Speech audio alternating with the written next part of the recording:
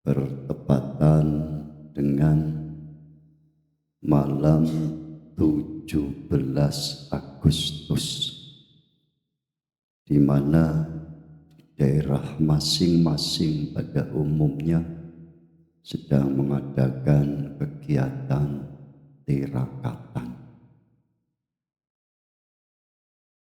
Dan di sini perlu saya sampaikan sedikit tentang yang berkaitan dengan hari ulang tahun kemerdekaan bangsa Indonesia. Bangsa Indonesia itu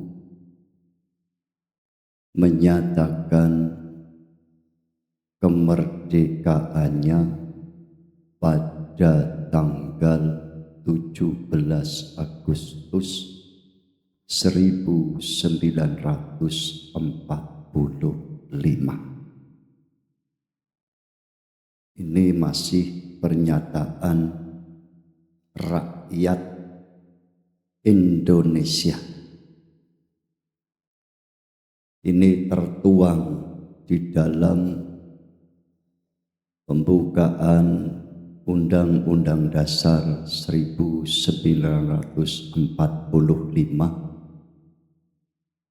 kalau tidak salah pada alinea ketiga.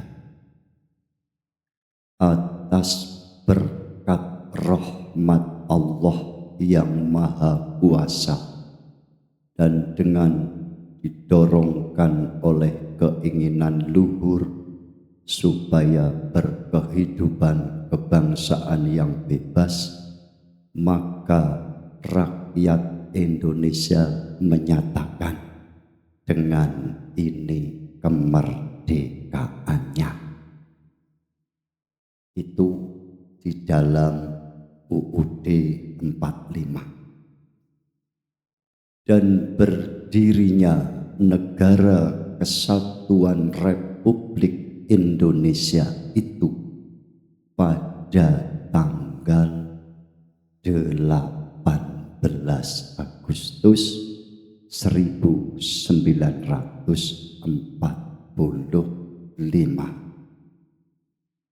Jadi bukan kemerdekaan Republik Indonesia, tapi kemerdekaan rakyat Indonesia. Karena tanggal 17 Agustus 45 itu belum didirikan Negara Kesatuan Republik Indonesia.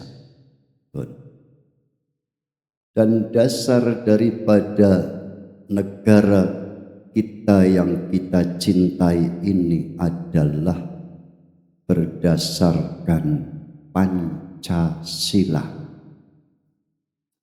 Ada 5 sila.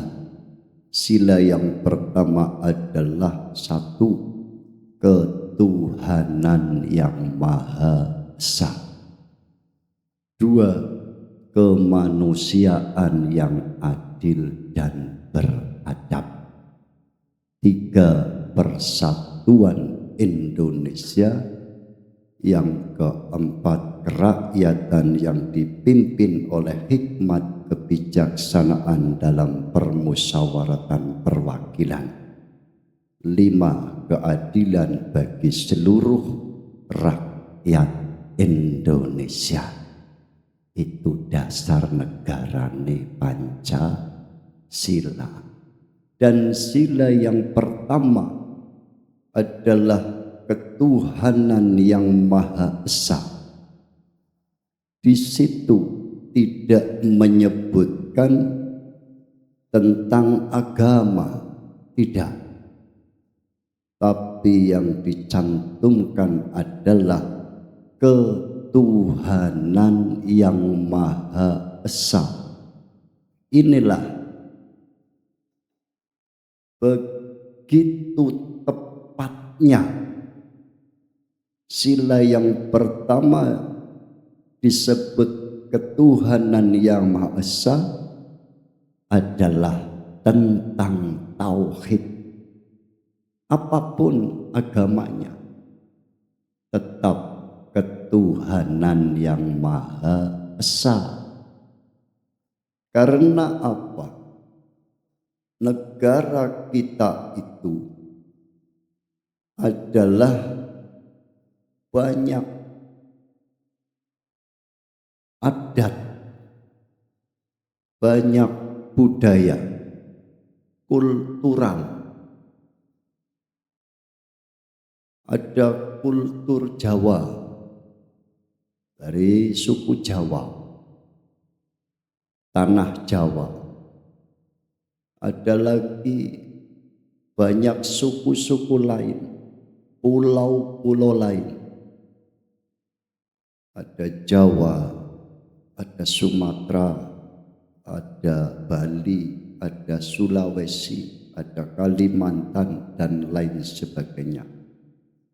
Bhinneka Tunggal Ika. Walaupun berbeda-beda, tetap satu nusa, satu bangsa, yaitu bangsa Indonesia yang telah didirikan pada 18 Agustus 45 menjadi Negara Kesatuan Republik Indonesia. Beda kulit, beda rambut, beda bahasa, beda adat, beda suku, dan lain sebagainya. Maka sila yang pertama itu ketuhanan yang Maha Esa. Dan banyak agama-agama. Ada agama Hindu, Buddha, ada Islam, ada kepercayaan, ada kapitayan, ada budi luhur, ilmu sejati, dan lain sebagainya. Tapi semua itu berketuhanan yang Maha Esa. Hanya cara ataupun nama dari Tuhan dalam setiap agama itu, nama itu berbeda. Kalau di dalam agama Islam, di dalam Al-Quran sudah dijelaskan, innallaha wa rabbi wa rabbukum fa'buduh. Sesungguhnya Allah itu adalah Tuhanku dan Tuhanmu, maka sembahlah Allah. Dia pangerane asmane Gusti Allah. Orang-orang Jawa, leluhur-leluhur kita, bahkan sampai hari ini, orang-orang tua dari mbah-mbah kita itu juga masih sering menyebut Gusti Allah. Ada lagi yang menyebut Sang Hyang Widi, Sang Hyang Tunggal, dan lain sebagainya. Pangerane iku tunggal, ahad, esa. Tapi mengenai nama di masing-masing agama itu berbeda. Maka di sila pertama itu tidak membahas, mencantumkan tentang salah satu agama. Karena kalau salah satu agama yang dicantumkan, maka akan terjadi perpecahan. Makanya agama-agama yang ada di NKRI ini dilindungi oleh undang-undang. Nah, setelah tauhid itu betul-betul ditegakkan dalam setiap agama yang mereka ataupun kita anut, akan terwujud sila kedua, yaitu kemanusiaan yang adil dan beradab.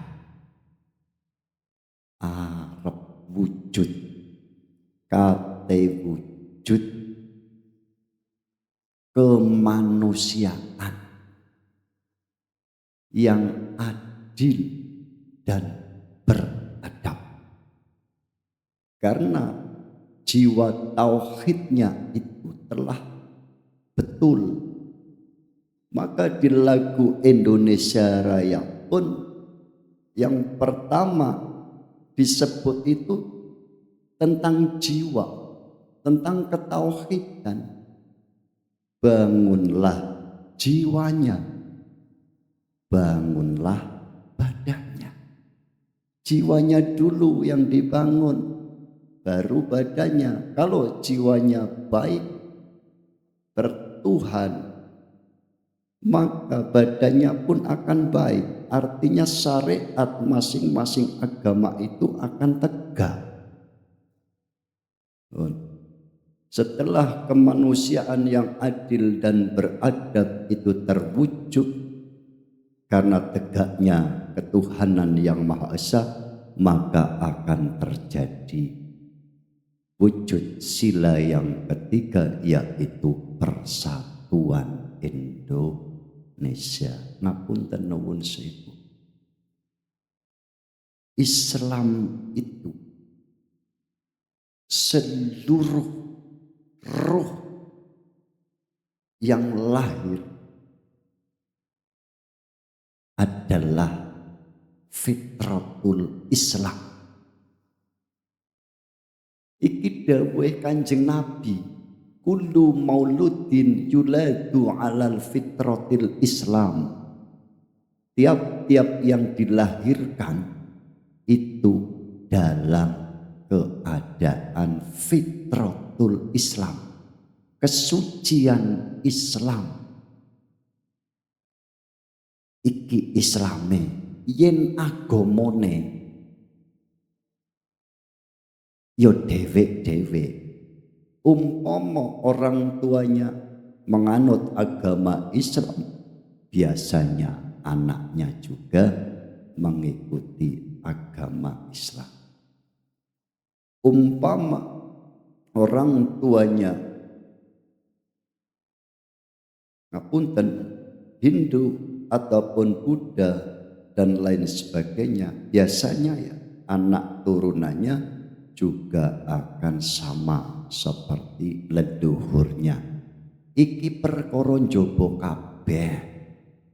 Perkara agama iku perkara dohir, maka hukumnya adalah syariat. Tapi yen wis perkara Islam iku kabeh iku ruh-ruh iku selamat. Fitrahnya perkara nanti kok tidak selamat, itu lain lagi. Perpecahan itu akan selalu terjadi ketika tidak faham tentang apa itu Islam, apa itu agama. Betul Allah Subhanahu wa ta'ala berfirman, inna dina indallahil Islam. Sesungguhnya bagi Allah, agama bagi Allah itu adalah Islam. Islam itu selamat, berserah diri, wa aslimu lahu. Tapi karena pemahamannya hanya baru di agama dan mengklaim dirinya kelompoknya adalah Islam, inilah yang awal mula menjadi berkelompok. Padahal beliau Rasulullah Muhammad sallallahu alaihi wasallam diutus oleh Allah, wa ma arsalnaka illa rahmatan lil alamin. Tidaklah aku utus engkau Muhammad kecuali sebagai rahmat, kasih sayang terhadap seluruh alam. Jadi Kanjeng Nabi itu diutus oleh Allah sebagai rahmatan lil alamin, menebar kasih sayang. Walaupun berbeda agama, walaupun berbeda kepercayaan, walaupun berbeda aliran, tetap yang namanya kasih sayang itu tetap menjadi laku daripada beliau akhlak Kanjeng Nabi Muhammad sallallahu alaihi wasallam. Jadi Kanjeng Nabi diutus itu bukan untuk memusuhi orang yang berlainan agama. Kanjeng Nabi diutus bukan untuk membenci yang tidak sama dengan kelompoknya, tidak. Tapi diutusnya adalah sebagai rahmatan lil alamin. Maka Gusti Allah pun berfirman, kana nasu ummatan wahidah. Adanya manusia itu adalah sejatinya umat yang satu. Ikulah iki yen ngangge kacamata rahmatan lil alamin. Makanya orang yang betul-betul Islam, ngapunten nuwun sewu, mohon maaf, akan tumbuh hati ataupun jiwa yang penyayang, tidak membeda-bedakan dan tidak pernah memaksakan, karena Allah pun sudah membuat angger-angger pelanggaran had lakum dinukum waliyadin. Agamamu yo agamamu, agamaku yo agamaku. La ikroha fiddin, tidak ada paksaan dalam beragama. Inilah makanya ketika hari ini ada satu kelompok merasa menyatakan dirinya dan kelompoknya itu adalah paling benar, ini awalnya perpecahan. Maka ketika paham tentang tauhid, al-haqqu mir-rabbik, yang hak itu adalah milik Tuhanmu, kebenaran itu adalah milik Tuhanmu, dudu duweku, dudu wekmu, dudu milik Allah. Dan orang yang telah bertauhid tidak perlu untuk mencari pembenaran. Buat apa mencari pembenaran? Lah wong dheweke yo gak rumangsa bener. Gak rumangsa bener. Orang-orang yang telah mengenal Allah dalam bertauhid, bermakrifat, tidak pernah merasa dirinya itu benar. Jadi ketika disalahkan yo rapopo, ora apa-apa, tidak masalah, tidak tersinggung, tidak marah. Beda yen ngaku bener, rumangsa bener, mencari pembenaran, ketika dikritik, disalahkan, pasti gak terima dan akan tersinggung, bahkan marah. Inilah yang terjadi sekarang. Ngapunten nuwun sewu, mohon maaf, ada istilah saling mengkafirkan. Kafire dhewe gak didaktekno iku. Itu agama. Dan ini Islam.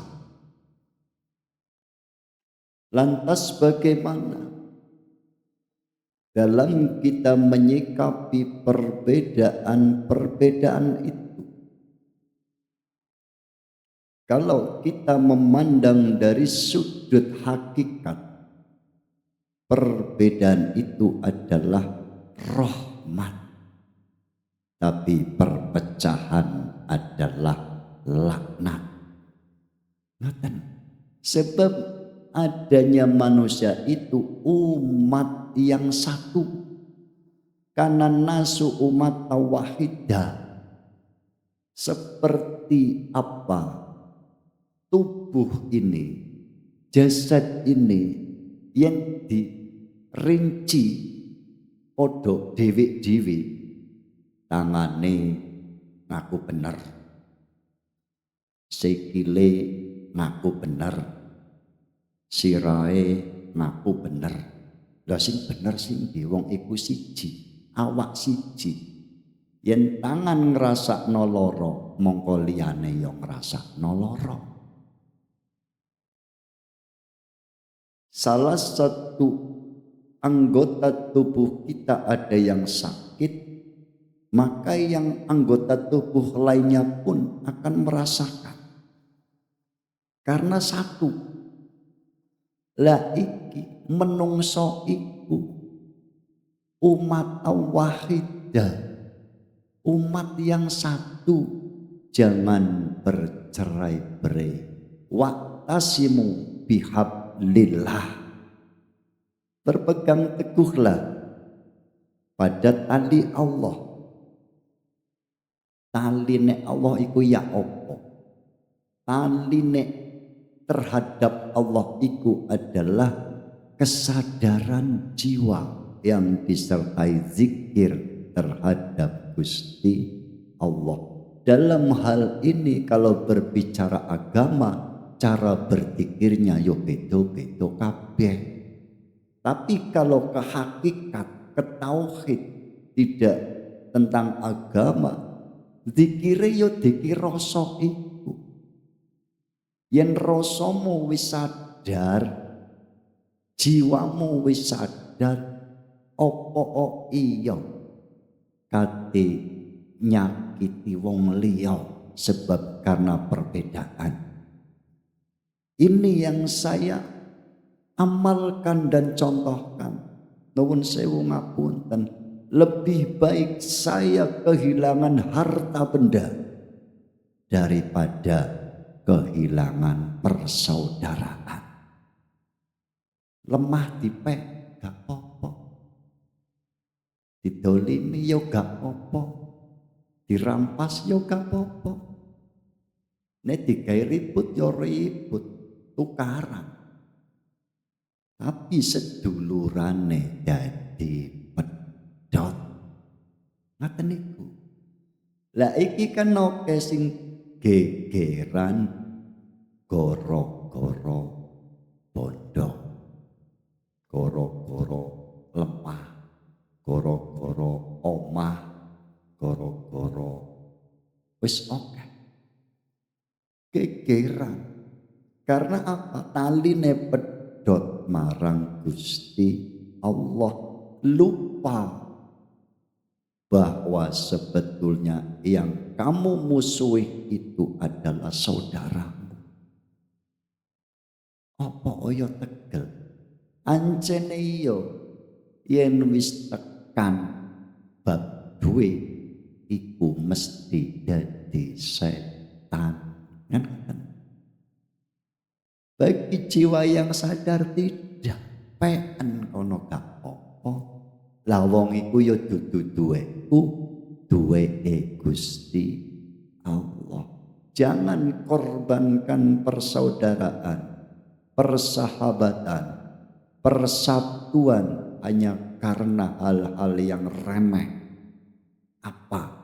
Ngaku-ngaku iku hakku, iku lemahku, iku duitku, iku bondoku.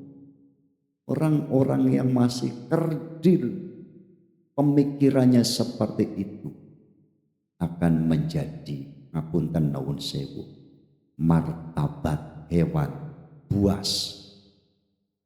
Ada bahimiyah, ada sabuiyah, ada hewan yang lunak mangan turu kawin, ono hewan sing buas menyerang, membunuh, merampas. Lah iki menungso yen wis martabate ngapunten dados martabat hewan akan menjadi mati rasa. Akhire tegel ambek dulure dhewe iku tegel. Karena apa? Kemanusiaannya sudah tidak ada. Yang ada itu sifat-sifat hewan itu. Wong kaya ngono iku gak pernah iso cukup, kurang terus. Dikae siji njaluk loro, dikae loro njaluk terus, wis wehno kabeh. Bapak selesai. Ini yang saya amalkan. Mula kula gak ndek apa-apa, Pak. Omah gak duwe, lemah gak duwe. Apa dijaluk ya enak. Sebab apa? Tujuan saya bukan membenci saudara, membenci teman, membenci sahabat. Sampai sak mampu-mampunya saya, semampu-mampune, sak kuat-kuate, sak iso-isone nyuwun pitulungan datang Gusti Allah untuk bisa menyayangi umat. Duwe ngapunten bahasa syariat duwe santri siji loro tak mulyakno kabeh sak iso-isone. Bahasa wong tuwa tak anggap anak. Wong tuwa duwe titik bagi marang anak. Tapi wong tuwa susah, ojo sampai anak iki krungu. Ngoten.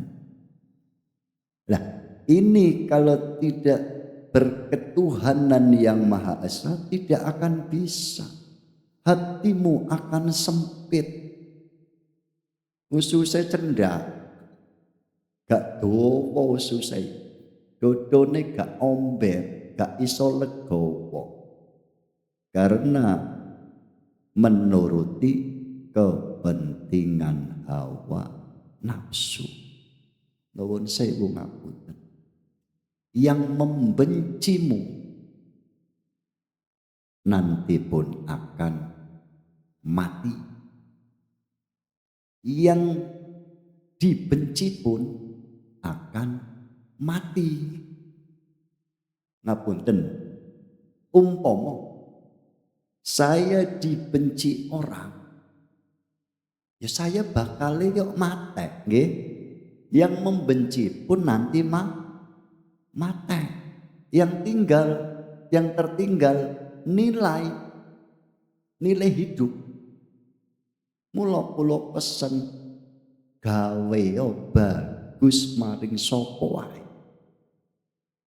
Walaupun tidak dianggap bagus. Ngaten. Tidak terikat oleh makhluk. Pokoke pengine mung ngajeni marang makhluke Gusti Allah. Mulyakno marang sepadane menungso. Sing enom ya disayang, yang lebih tua dihormati, yang bodoh jangan dihina merasa kita pintar. yang fakir, yang miskin. Jangan dihina kalau kita merasa lebih kaya.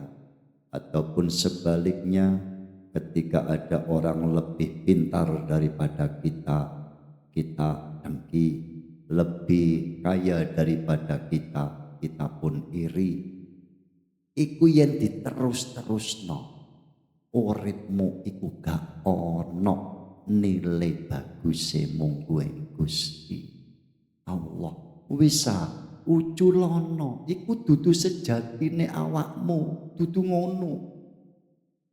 Ruhmu iku kenal baik dengan Allah. Kesadaranmu itu tinggi. Mula yen wong sitok ae iso sadar, sitok ae gak usah loro, gak usah telu. Orang-orang di sekitar akan makmur, keluarganya makmur, tenaganya tetangganya juga ikut merasakan kebaikan itu loh.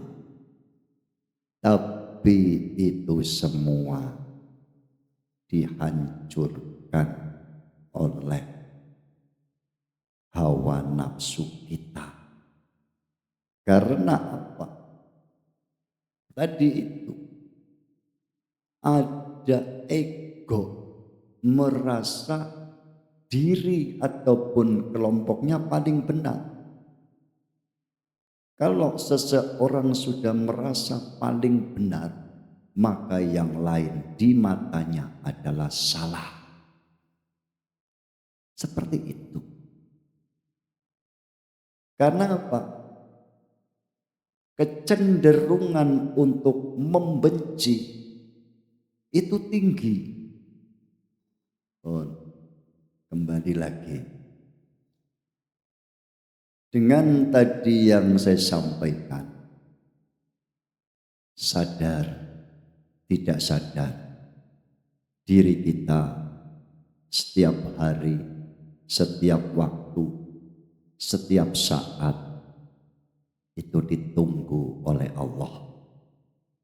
Yaitu diajak kembali datang Gusti Allah.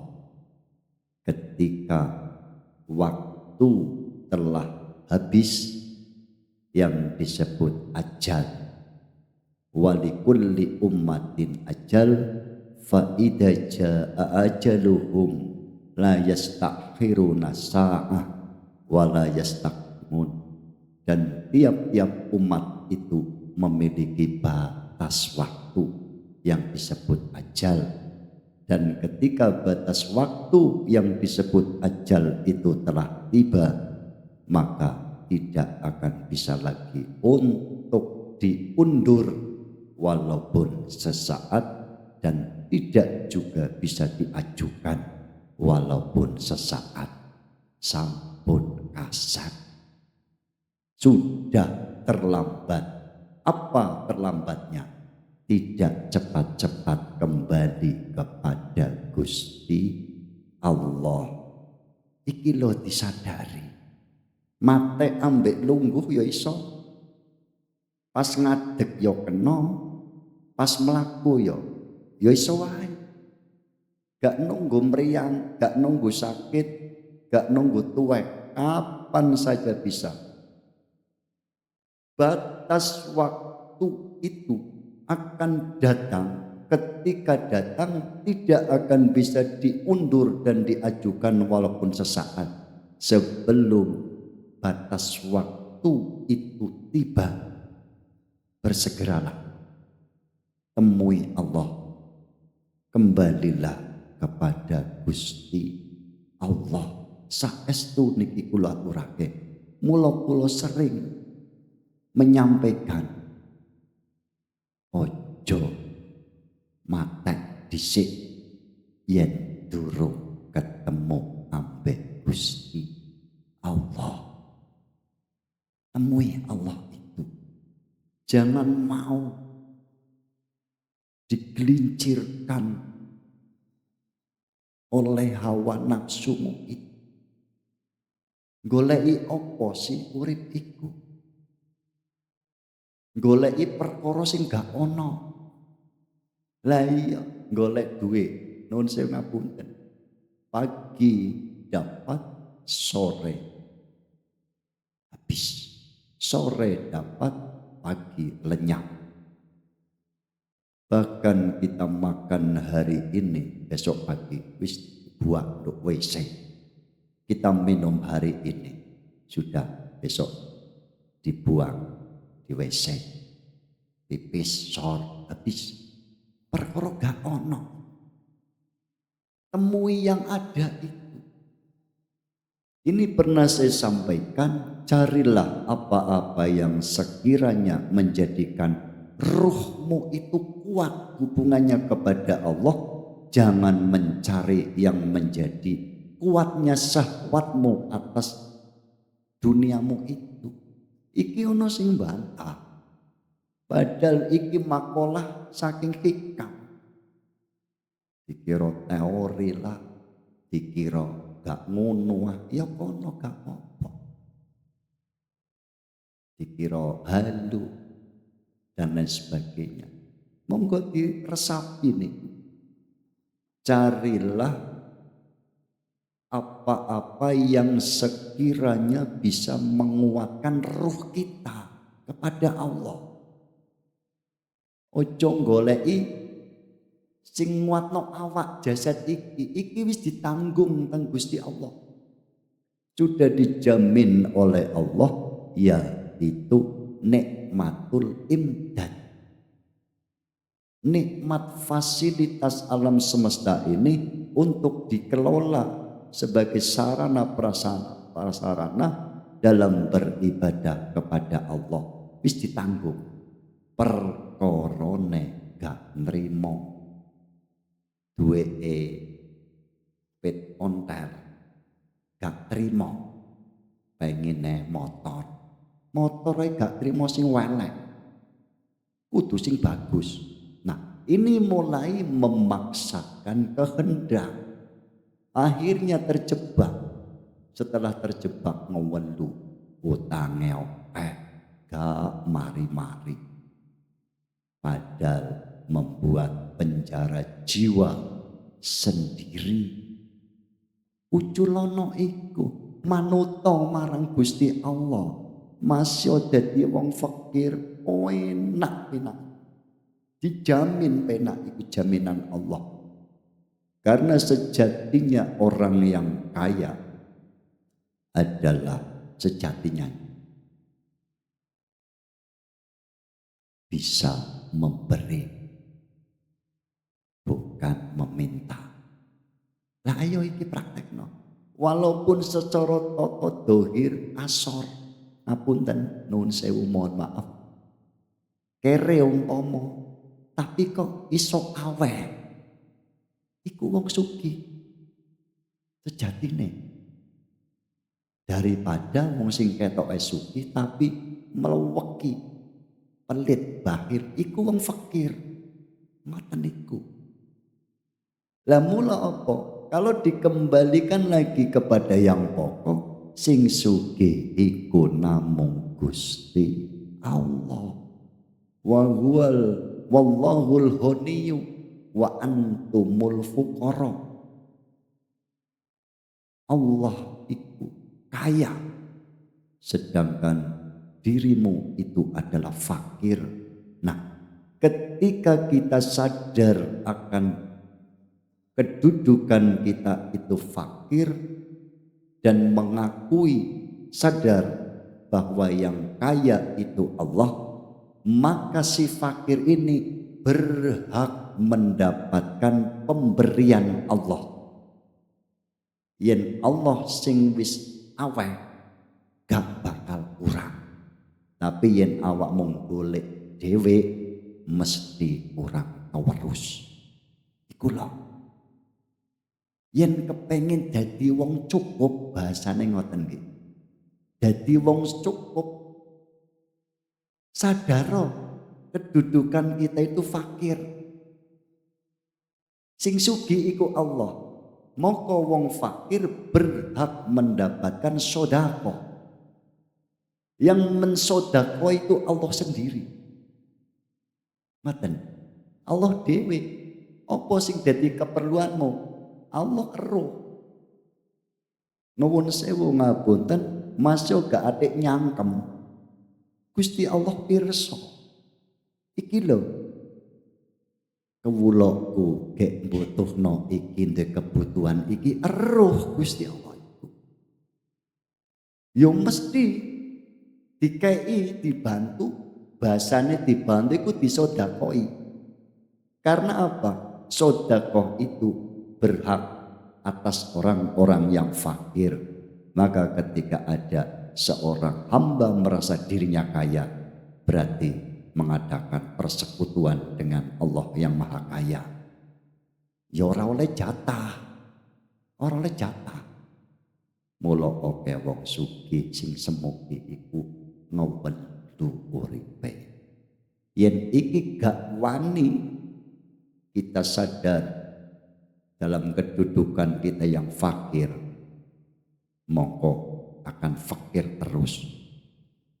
Contoh lagi, kita itu sudah diberi dua nikmat, nikmatul ijad, nikmatul imdad, nikmat diwujudkan dan nikmat bantuan. Ini dari kewujudan kita yang tidak ada terus diwujudkan oleh yang wujud, difasilitasi alam semesta untuk dikelola menjadi nikmatul imdad.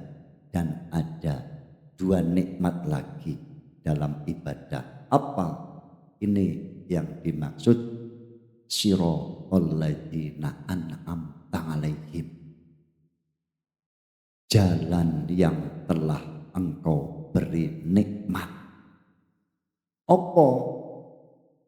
Ini orang-orang yang selamat dari bahasa syariat siratal mustaqim adalah jalan orang-orang yang telah Allah beri nikmat. Satu, nikmat diperjalankan, bisa bertaat secara syariat. Itu kenikmatan. Sampai Imam Sadzali, Syekh Sadzali, Mursidul Mursidin Toreko Sadiliyah niku damel makalah. Sebab wonten pertanyaannya, ada orang ahli ibadah, ahli sujud,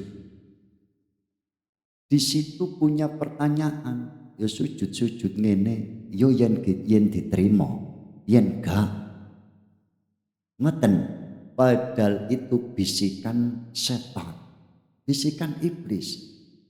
Mosok Gusti Allah gak ngergani ya marang wong ibadah, wong sujud. Lajeng kados pundi pemahamane niki? Hebat sekali Imam Sadzali niki. Awakmu iku ditakdir dikersakne sujud iku luar biasa. Gak usah urusan diterima kok gak. Wong ditakdir dadi wong sing sujud iku wis bagus. Ngoten niku nikmat ibadah. Yang kedua adalah nikmat makrifat. Itu kenikmatan. Awake iso ngibadah secara syariat didasari kanthi kesadaran makrifat.